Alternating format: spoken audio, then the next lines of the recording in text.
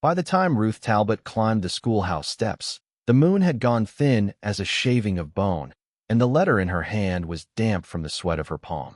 She carried a lantern in one hand and her dead husband's revolver in the other, and when the man inside slid back the bolt and opened the door a cautious inch, she did not ask for comfort or coffee.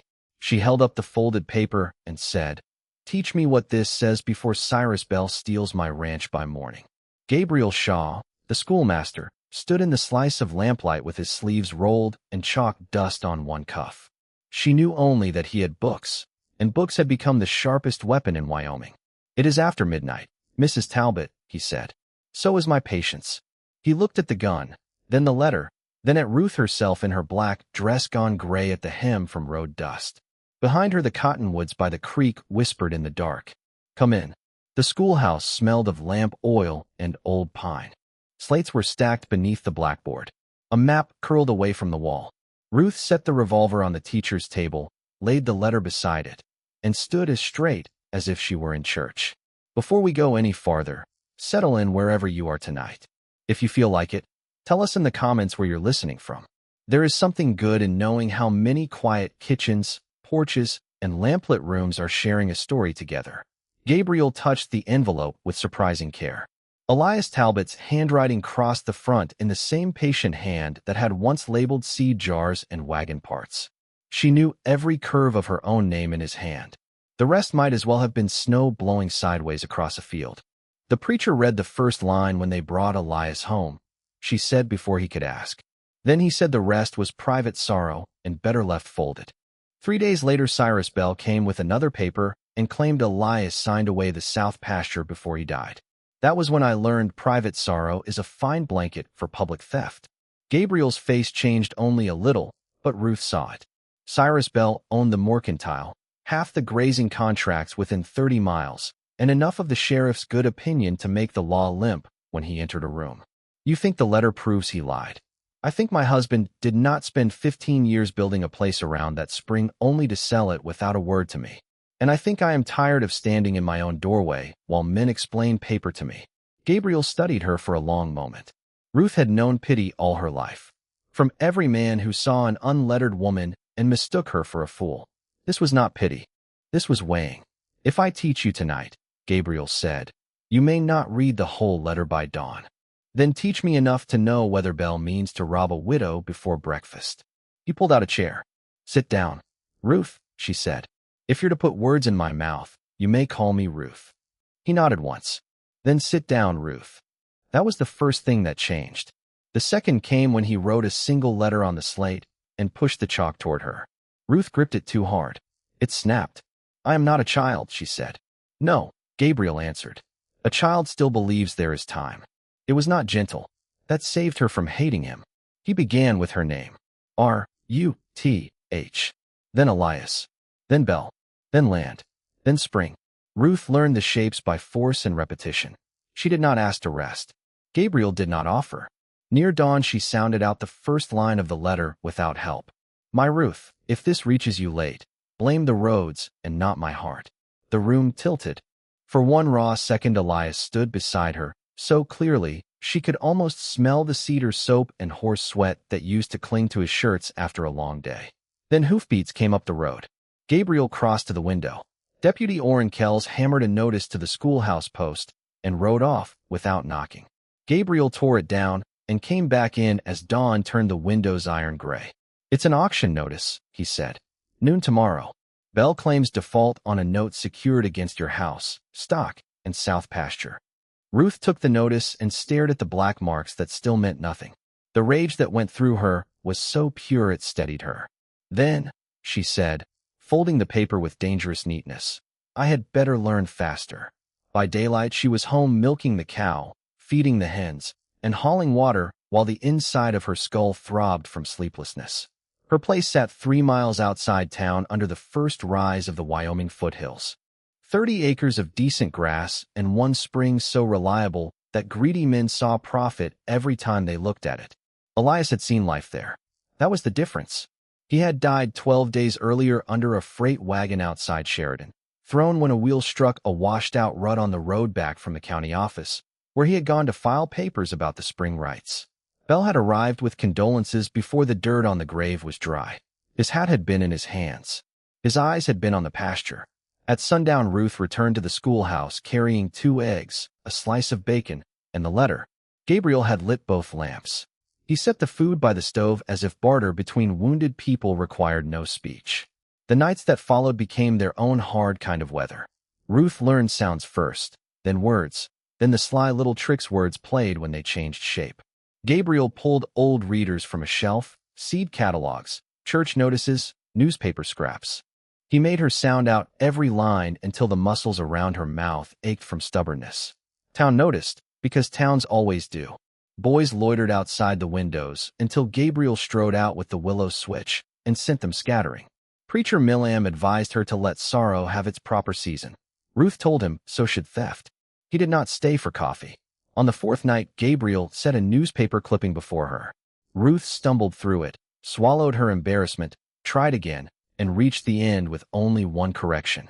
When she glanced up, he was watching her with an expression she had never once seen directed at her over a page.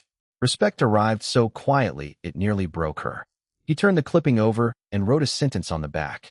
She read it haltingly. Most things worth keeping make a fool of you before they make sense. Is that from a book?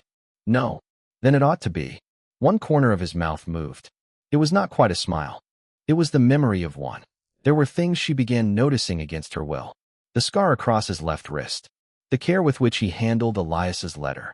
It might have remained a private struggle of letters and grief if Bell had possessed patience. He did not. He arrived at Ruth's barn one evening in a polished buckboard that shone too brightly for a man forever lamenting hard times. He stepped down in clean boots and looked over the place as if imagining the new lines of his ownership. "Mrs. Talbot," he said smoothly, "I hear you have taken an interest in schooling." Ruth kept forking hay to the mare. "I hear you snore in church. Neither piece of gossip improves my work." Bell smiled without warmth. Pride is a costly habit in a woman alone. So is greed in a man too old to hide it. His eyes narrowed, then relaxed. "Let us speak plainly. You cannot hold this place. I can make the transition easy. Stay in the house through winter." Ruth lowered the hay fork and faced him fully. "My husband has been dead less than 2 weeks.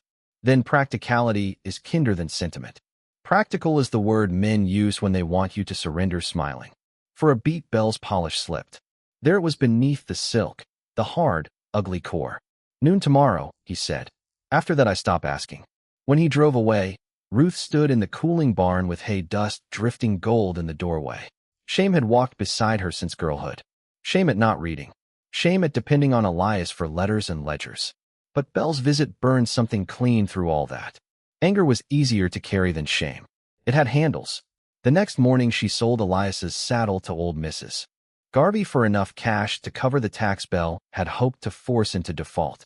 She cried only once, behind the smokehouse where nobody could see her, then washed her face at the pump and rode to town for her lesson. Gabriel knew she had sold something the moment she laid the tax receipt on his desk. "You should not have had to do that," he said. "Should is a weak plank to build on." He looked at her for a long time, then brought out a small stack of books tied with worn blue ribbon. "These were my wife's. Readers, copybooks, a volume of poems she loved more than most people." Ruth rested her fingertips on the top book as gently as if it might bruise. "Thank you. Do not thank me yet. The poetry is difficult." 3 nights later, sounding through Elias's letter line by stubborn line, Ruth reached a sentence that turned the air in the room to ice. "If Bell comes smiling, bolt the door before he finishes speaking." She read it twice. Gabriel came around the desk, close enough that she could smell soap and lamplight in his shirt. Together they worked through the next lines. Elias wrote of hearing things in town. Bell buying signatures from desperate men. Bell cheating old Tomas Rivas out of creek access because he trusted spoken numbers better than written ones. Then came a sentence broken by a long smear. "If anything happens before I return, look where children keep what grown men overlook." Ruth looked toward the shelves, the desks, the row of slates. "He hid something here." "Bell's ledger," Gabriel said. "If your husband had any sense at all. He had plenty." They searched desk drawers, the cupboard by the stove, loose boards under the map wall. Nothing. The lamps burned low. Midnight passed. It was Ruth who found it. A row of school readers sat on the highest shelf. All were thumbed soft except one copy of McGuffey that looked nearly untouched. She took it down. It was wrong in the hand, heavier at the spine. Gabriel slit the binding with his pocket knife. A narrow leather ledger slid out and struck the desk with a dull, ugly sound. Bell's initials shone on the cover. For 1 suspended second, neither of them spoke. Then Gabriel opened it. Page after page of names. Real debts and false ones. Figures altered. Notes on who could be frightened, who could be rushed, who read no better than cattle. Tomas Rivas, Annie Bledsoe, Caleb Dunn, Elias Talbot, listed beside a debt 3 times larger than any amount Ruth had ever seen on their books. This could destroy him, Gabriel said. Then for once the right thing has turned up on time. A floorboard groaned behind them. Deputy Kell stood in the doorway with a shotgun leveled at Gabriel's chest. Cyrus Bell stepped in behind him, hat low, mouth relaxed, confidence smooth as fresh cream.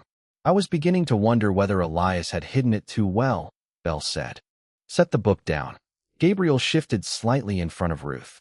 Ruth's hand found Elias's revolver on the desk. Kells cocked the shotgun. Bell looked at her.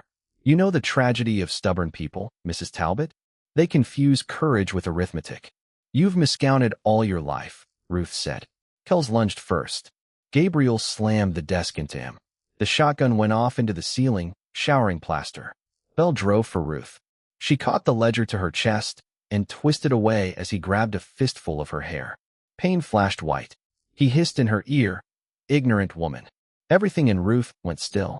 That word had followed her since she was 10 years old and failed to read a hymn number in front of a full church. It had sat hidden inside kind voices and careful looks, and every paper lifted away from her hand before she could shame herself by trying. Bell had used it as a leash and expected her to bow her head when he tugged. Instead, she drove the revolver, but into his mouth. He reeled backward, blood bright on his teeth. Gabriel wrestled the shotgun from Kells and swung it hard enough to send him crashing into the doorframe. The ledger slid across the table. Bell reached for the lamp. "Ruth!" Gabriel shouted. The lamp hit the floor. Kerosene spread and flashed into flame. Fire ran across the floorboards in a bright, hungry tongue. Smoke punched down from the ceiling. Bell dove for the door, one hand over his bleeding mouth. Gabriel seized Ruth's wrist. She grabbed the ledger and Elias's letter as he dragged her through the back room and out into the night just ahead of the heat. They ran bent low through weeds silvered by moonlight, while the schoolhouse windows bloomed orange behind them. Bells began clanging in town. Ruth's lungs burned with smoke. Gabriel pulled her toward the creek and the shelter of the cottonwoods. Only when they reached the bank did he stop. "Are you hurt?" "No. You." He looked down. The left side of his coat was wet and dark. During the struggle, the shotgun blast had torn a furrow high along his ribs. "There's an old lambing shack upstream," Ruth said. He tried to answer and nearly fell. She got him there half dragging, half carrying, with the ledger stuffed inside her dress and Elias's letter clenched in her teeth whenever she needed both hands. Ruth laid Gabriel on the bunk, boiled water, cut away his shirt with the pocket knife, and cleaned the wound with the same steadiness she brought to birthing calves in late snow. He went pale, but did not cry out. Outside, the creek moved black under the trees. Inside, the little stove began at last to throw a thin but honest heat. Ruth's hands started shaking only after the bandage was tied. "Sit down before you drop," Gabriel murmured. She lowered herself onto the stool by the bunk. Smoke lived in her hair. Her scalp throbbed where Bell had grabbed it. The ledger lay on the table next to Elias's letter, both saved, both somehow heavier than iron. For a while only the stove spoke. Then Gabriel said, very quietly, "I had a son." Ruth turned. "He was 5. Scarlet fever took him in Missouri. My wife lasted half a year after. I came west because grief grows teeth in small rooms." Ruth looked at his face in the firelight and saw the old damage plainly at last. Not a man made cold by loss. A man made careful by surviving it. "Elias never mocked me for not reading," she said. "That may be the worst part of it. He was kind enough that I could hide inside his kindness. I kept telling myself I'd learn after calving, after harvest, after winter. I thought love meant there would always be another season." Gabriel's gaze rested on the letter. Love is not always what leaves. Sometimes it is what stays behind and asks more of you than you wanted to give. I needed his last words to belong to me before they belonged to the world. That felt selfish. It felt married. The tears came then, fierce and humiliating and impossible to stop. Ruth bent over them, angry at herself for giving grief such a public victory. Gabriel started to lift a hand, stopped, then turned it palm up on the blanket between them. Ruth placed her hand in his. His fingers closed carefully around hers. "Lonely is just love with nowhere to set down," he said. That truth entered her so deeply she would still feel it years later. When she could breathe again, she wiped her face and gave a shaky laugh. "If we live through tomorrow, you are not done teaching me." "No," Gabriel said. "I had hoped you'd noticed. And if this part has moved you, then you are exactly the kind of listener these stories were made for." A like and a subscribe tells us to keep building them for people who still believe quiet hearts deserve endings too. Dawn thinned the dark. Ruth opened Bell's ledger again. Bell had recorded everything because powerful men always believe their secrets are safe from the people they underestimate. Bribes, altered deeds, false notes, and then the finest gift of all, a page showing the county judge's percentage in Bell's fraud. Gabriel saw it and gave a grim little laugh. "He cannot bury this without burying himself. Then we do not take it to him in private. No, we take it to everyone." At noon, the courthouse square was full because Bell had turned other people's misfortune into entertainment for so long that the town now came automatically to watch. Wagons lined the road. Men leaned on hitch rails. Women stood in small knots with their parasols folded at their wrists. Bell waited on the courthouse steps with a clean bandage at his mouth and an expression of wronged dignity polished bright for public use. Deputy Kells hovered near him with one arm in a sling. Ruth rode in on her bay mare with Gabriel beside her in a borrowed coat, pale from blood loss but straight in the saddle. The murmur that passed through the crowd felt like a gust moving wheat. Bell recovered first. "Mrs. Talbot," he called, "I regret last night's tragedy. Fire makes fools of desperate people. I trust you've come to spare yourself more embarrassment." "I did not come to be spared." She climbed the courthouse steps carrying Elias's letter in one hand and Bell's ledger in the other. Bell moved to stop her. Gabriel's voice cut in, soft and fatal. "Touch her, and I tell them why your deputy fired through a schoolhouse window." Bell froze. Only for a second. It was enough. Ruth turned to face the town. Every eye was on her. Mrs. Garvey. Tomas Rivas. Annie bled so thin as baling wire. Preacher Millam suddenly fascinated by the shape of his own shoes. Women who knew what it was to have a room full of men speak over their heads while the decision being made would change their whole lives.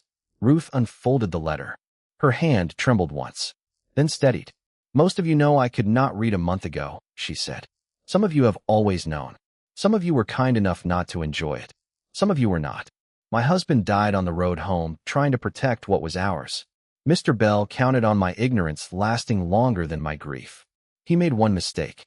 Grief is a hard teacher, but it teaches fast." Then she began to read. The first lines came rough, then stronger. Elias's words carried across the square clean as church bells. She read his warning about Bell. She read the truth of the false debt.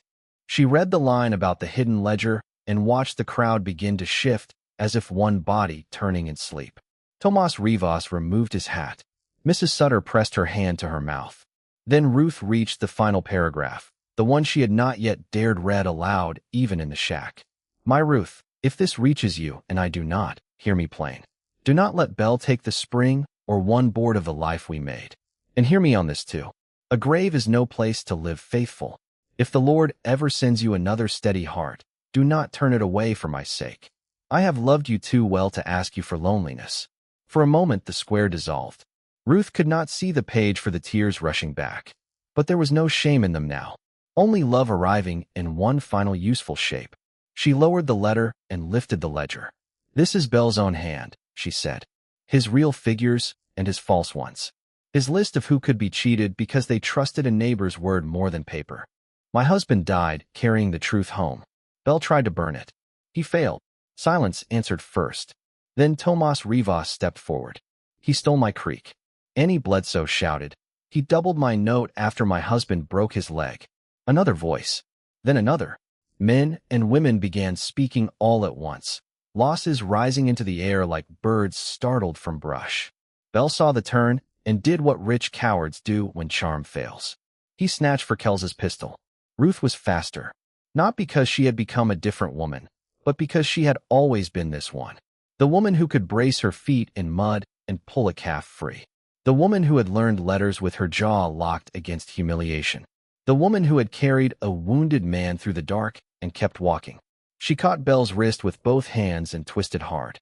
Something cracked. The pistol fell and clattered down the steps. Bell cried out. Ruth held on. Look at me, she said, her voice low enough to frighten everyone listening. You took honest hunger and turned it into profit. You mistook silence for weakness. You mistook widowhood for surrender. You mistook me for a woman who would hand you her home because paper scared her. Bell's face had gone a sick gray. You think this town will choose you over me? No, Ruth said. I think they're finally choosing themselves. It was Sheriff Dunleavy who came up the steps then, late to his conscience, but not too late to save his job. He looked at the judge's name in Bell's ledger, looked at the crowd turning against its old fear, and made the quickest moral recovery in Wyoming. Take him, he said. 2 ranch hands stepped forward.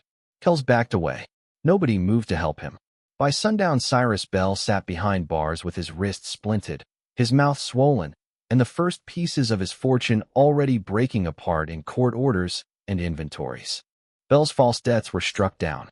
Tomas Rivas got his creek back. Annie Bledsoe kept her place. 3 other families learned what they had called failure had in fact been theft wearing a lawful coat. Ruth rode home in the long evening light with the torn auction notice in her pocket and Gabriel beside her at an easy pace. Meadowlarks sang from the fence posts. Sage warmed in the last of the sun. When the house came into view, plain and patient under the big western sky, Ruth stopped in the yard and simply looked. Home returned feels different from home merely owned. Gabriel swung down from the saddle carefully.